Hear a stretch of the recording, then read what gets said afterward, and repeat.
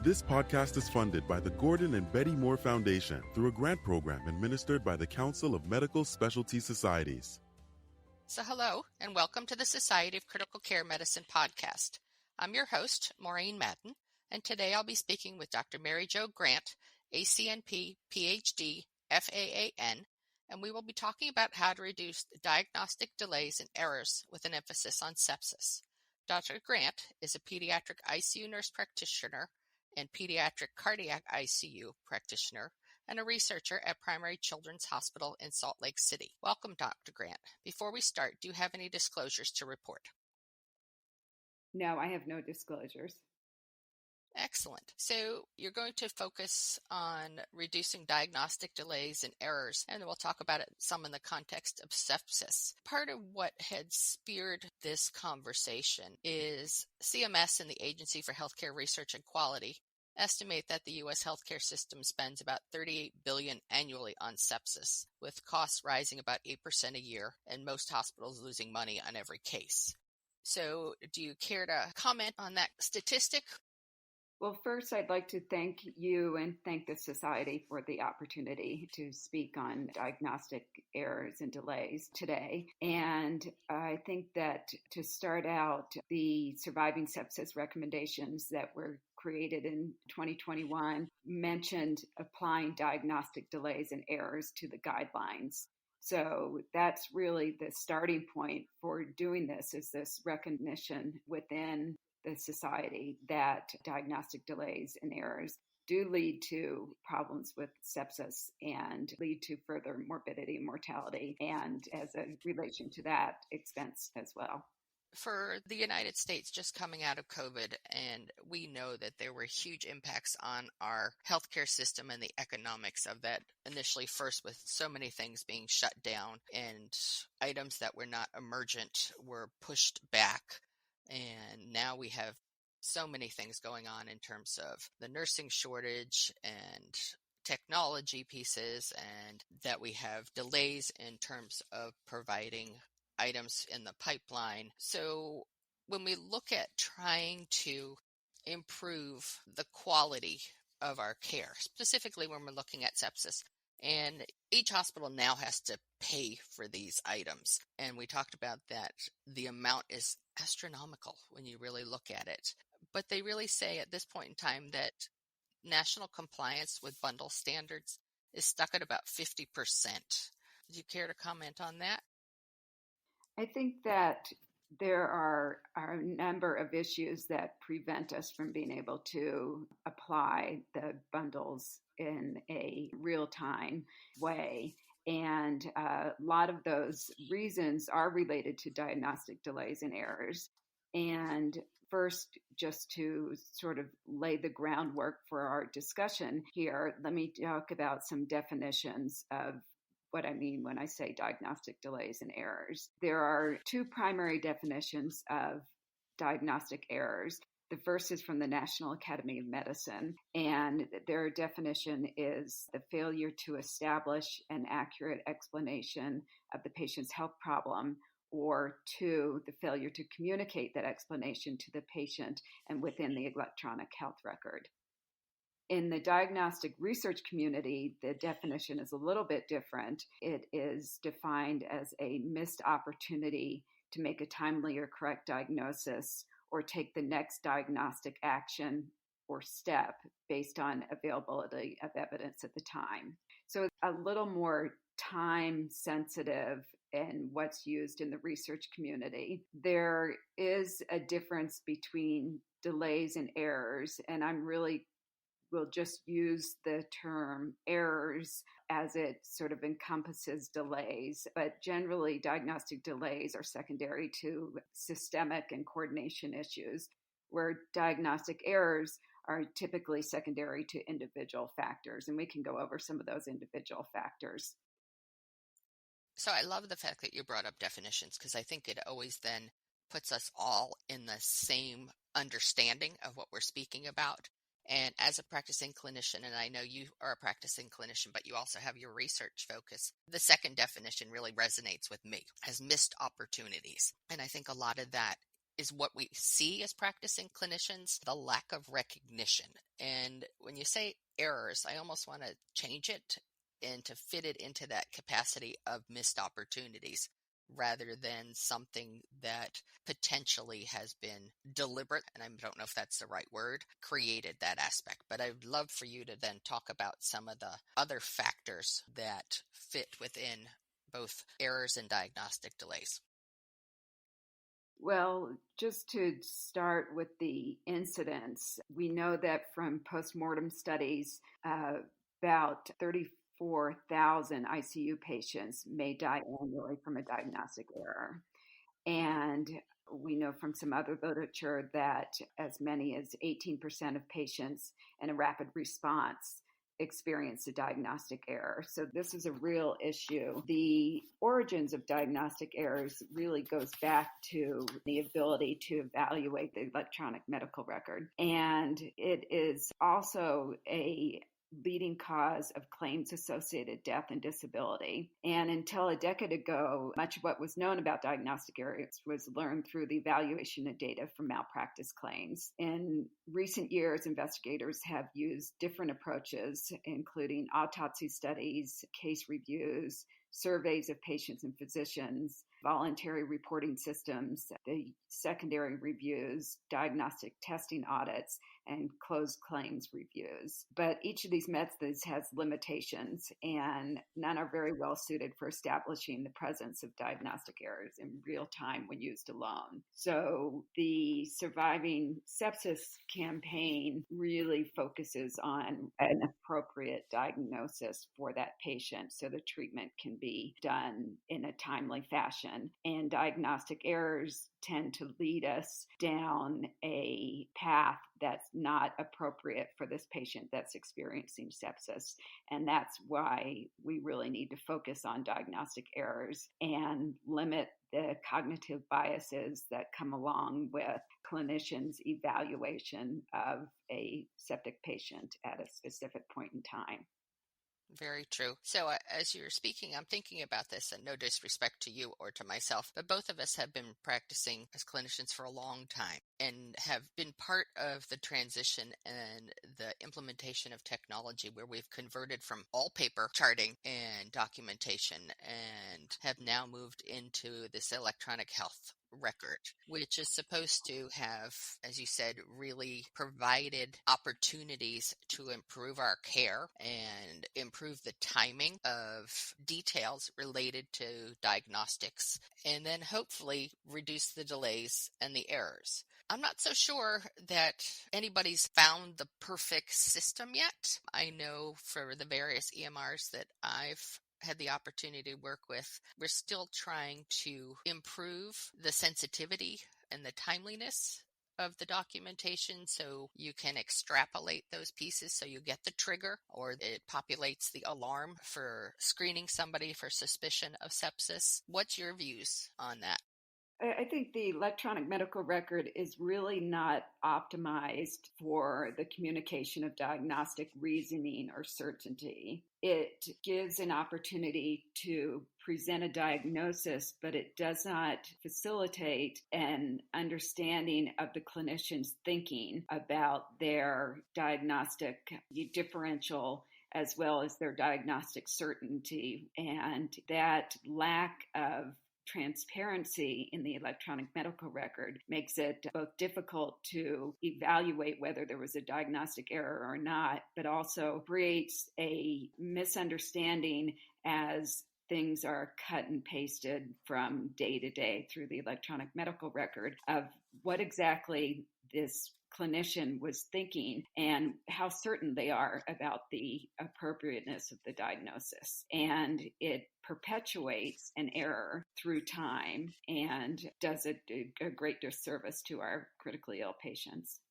So, so many people who are far more intelligent than I and sophisticated in developing this technology of the EMR, they talk about it as the components and structure, that it's like artificial intelligence, reliance upon the technology, that it's going to be able to create an understanding of the factors that we're looking for so that we have the optimal time to, first of all, quickly identify the sepsis cases and thereby minimizing false alerts, and that the alarm fatigue is not there and the team then trusts what the flag is, but also the opportunity then to use all these bundles that we've created that we know if we follow the steps that it should help optimize care, the timeliness of it, and potentially also optimize outcomes. I just don't know at times if a fully automated clinical surveillance tool will be able to do that. Because as you said, the emphasis on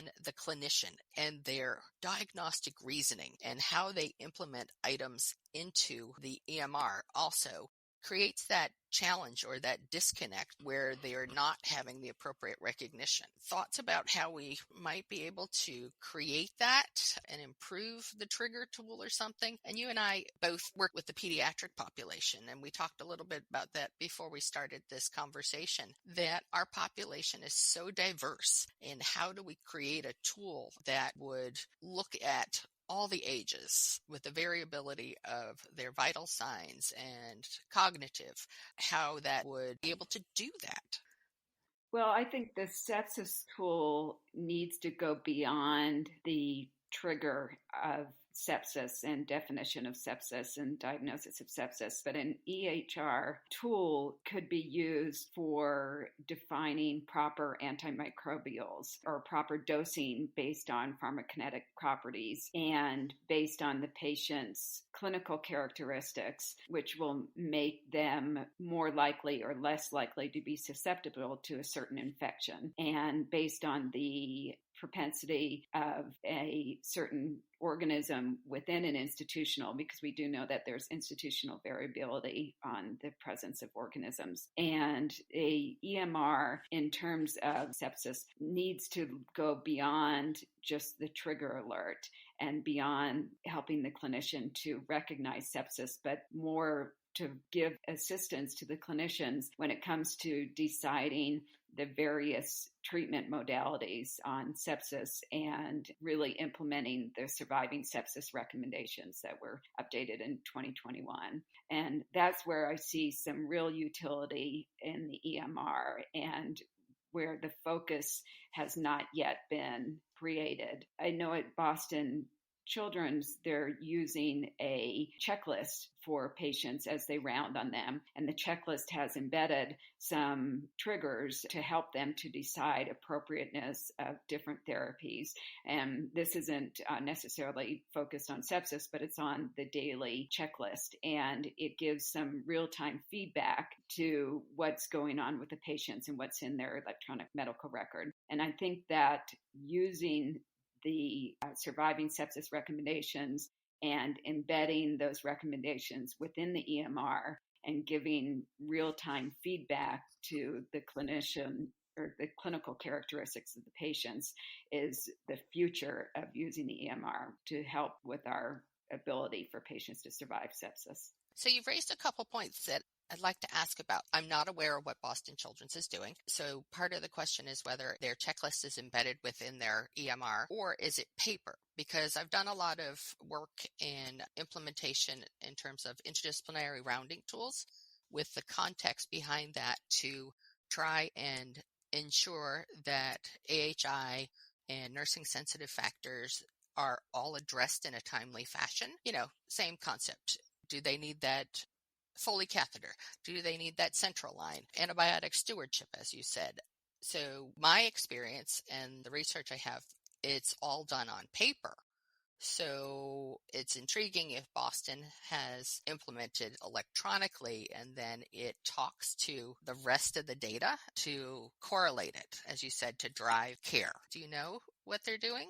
I know just from reading the recent manuscript about this, so I'm, not best to speak about what they're doing, but they are using an electronic trigger tool, so it's not a paper-based. But, there are a number of causes of diagnostic errors, and one of the causes is when you think about the patient's diagnostic journey, it starts with clinical information gathering, and then there's a synthesis of key information, and then there's decision making and communication of that diagnosis. And those three factors on a patient's diagnostic journey are affected by cognitive failures, the omission of critical information on the physical examination, the admission of critical information in the EMR, problems with lab values, problems with interpretation of lab values, and problems in terms of cognitive failures,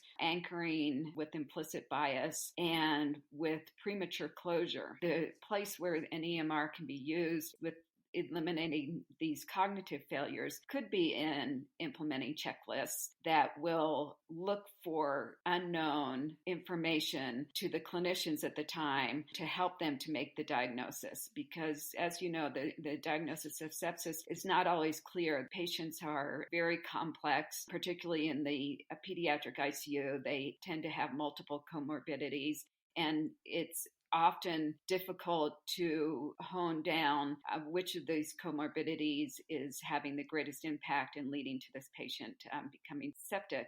And I think if there's premature closure of the diagnosis, then you can limit the ability to look at maybe one of these other comorbidities, which may be leading to the patient's clinical deterioration. So the other causes of diagnostic errors are systems failures, which are poor coordination of care or inadequate mechanisms to convey critical results. And again, the EMR may be able to have an impact there. And then there's just that we work in a very chaotic clinical work environment. And this chaos leads to the ability to think through a problem and to use cognitive processes to avoid distractions and interruptions, because an ICU is a busy place, and those distractions and interruptions prevent us from being able to really think through a diagnosis and make sure that we have eliminated all the secondary potential diagnoses that are present in this patient.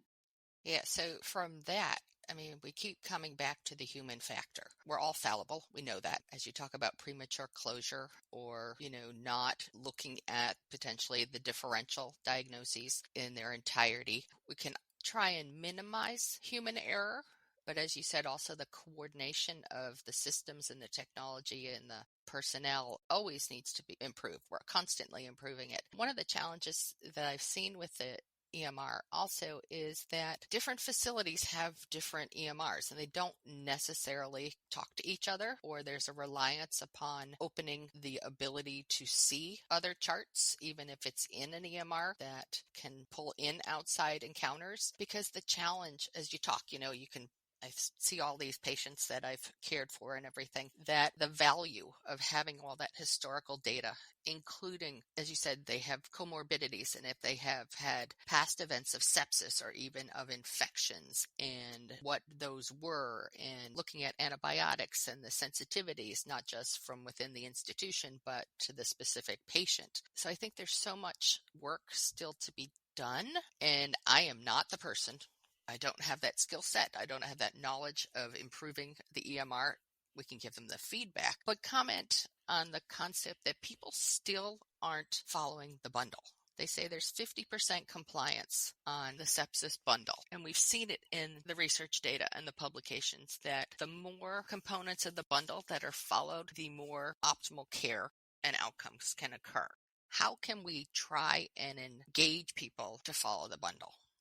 Well, I think a lot of that comes down to individual clinician characteristics that I know in medical school they are starting to teach about cognitive biases and focus on critical thinking. And if there's a lack of critical thinking, then that's where the bundles will help us to move forward in the application of the bundle to a specific patient. But the diagnosis has to be made first before the bundle is going to be initiated. And this lack of critical thinking, problems with handoff, causing a degradation of the information, problems with exhaustion and fatigue from the caregivers, varied training, background, and experience, and then ego of the clinicians and their willingness to follow the bundle and apply it to a certain patient population. And there is a difference in work ethic and responsibility. I think that, not every clinician is the same, and we need to think about these individual clinician characteristics, which may lead to the limited application of the bundle. It's important that we think through that there are clinician failures. There can be failures in history taking, failures in assessment and physical exam factors, which prevent them from coming up with an appropriate diagnosis, which would lead to implementation of the sepsis bundle. So this is a big issue and a big problem. There's been a lot of effort made to further the clinicians' implementation of the bundle earlier on, but not a lot of movement has been made on this front. Right. So as this podcast is from the Society of Critical Care Medicine, and the organization, their membership is multidisciplinary, and that's a huge focus. You commented on physicians about cognitive bias, and I think it really is, since we're multidisciplinary at the bedside, that it involves all the disciplines. Everybody needs to have that education and training. And it's the same concept when we talk about the sepsis bundle. And in training individuals, where are they receiving the exposure and the education about these bundles? Not just sepsis, but we have them in place for multiple other entities. And they've proven when you follow the bundle, whether it's the implementation or the maintenance of it, that we have improved care and decreased infections and improved outcomes. So I think we really need to make sure when we're having these conversations that every person who's involved in the care of a patient is included in the conversation, and that they are given the responsibility to have the same critical thinking skills in place and to speak up. So maybe as a multidisciplinary group practicing together, we can try and take away some of the holes in the Swiss cheese model. Yes. Sarah Redman and Amelia Barwise and their colleagues have a recent publication where they surveyed acute care stakeholders and about different factors that contributed to diagnostic errors. And they found that physicians perceive that cognitive failures happen more frequently than those that are in other roles, which I thought was an interesting finding. They surveyed nurse practitioners, PAs, and a small subset of nurses, and found that they didn't recognize cognitive failures as a cause of diagnostic errors. I think that research has value, and it's not spoken about enough, because when we talk about the concept of also diagnostic errors and diagnostic delays because of cognitive thinking, we've made progress with the recognition from the IOM and in terms of, lives that were lost in regards to medical errors. And we focused on that. And that had brought in the advent of checklists, like Atul Gawande had brought it in. And in that process, the electronic technology for documentation has come in and the coordination of it. But I think communication is a key element, and everybody needs to recognize that they have the ability and the right to speak up when there may be a discrepancy. So the fact that physicians feel that cognitively that's where they're making the diagnostic error, somehow I want to see that improve. I don't know what you think about that. I agree that this is a care team that manages these patients, and I think it's important to have a flattened hierarchy and the ability for anyone to speak up when they are worried about whether this is a appropriate or inappropriate diagnosis, and whether there have been an correct elimination of multiple other reasons why this diagnosis of sepsis happened. So Sarah Redmond and Amelia Barwise published extensively on diagnostic errors and done some mixed method studies looking at the presence and the characteristics and diagnostic error causes. And I would turn the listeners to her literature. Thank you for that. So, the focus of this podcast has really been looking at, diagnostic delays and errors with the emphasis on sepsis, and partly because the enormous expense that's associated with it within the facilities, within our entire healthcare system. And I think there's a lot of awareness about our healthcare system and things that need to improve. We could go on for a long time, but I think our time is coming to a close. So I just wanted to ask you if you had any additional points that you would like to make before we close this out. I think that one of the key points that I would like to make is an emphasis on creating a diagnostic timeout after a patient has had something like a rapid response or an unplanned ICU admission. This diagnostic timeout gives an opportunity to look through the differential diagnosis, and this diagnostic timeout should be documented in the EMR. So it's clear to the next clinicians that come forward what exactly the clinicians at the time were thinking. And I think it's important that everyone in the care team is part of this discussion and decision making when you do the diagnostic timeout. So that would be one of my recommendations that I would make that would help us as we move forward in applying the surviving sepsis recommendations. I think that's a great point. And at this point, I just want to thank you, Dr. Mary Jo Grant, for your time and the opportunity to speak on this. I've really enjoyed it. And this concludes another edition of the Society of Critical Care Medicine podcast. For the Society of Critical Care Medicine podcast, I'm Maureen Madden. This podcast is funded by the Gordon and Betty Moore Foundation through a grant program administered by the Council of Medical Specialty Societies. Maureen A. Madden, DNP, RN, CPNP-AC, CCRN, FCCM, is a professor of pediatrics at Rutgers Robert Wood Johnson Medical School and a pediatric critical care nurse practitioner in the Pediatric Intensive Care Unit at Bristol-Myers Squibb Children's Hospital in New Brunswick, New Jersey. Join or renew your membership with SCCM, the only multi-professional society dedicated exclusively to the advancement of critical care.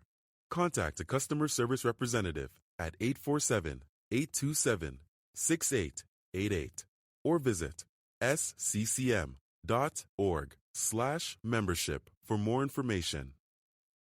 The SCCM podcast is the copyrighted material of the Society of Critical Care Medicine, and all rights are reserved. Find more episodes at sccm.org/podcast. This podcast is for educational purposes only. The material presented is intended to represent an approach, view, statement, or opinion of the presenter that may be helpful to others. The views and opinions expressed herein are those of the presenters and do not necessarily reflect the opinions or views of SCCM.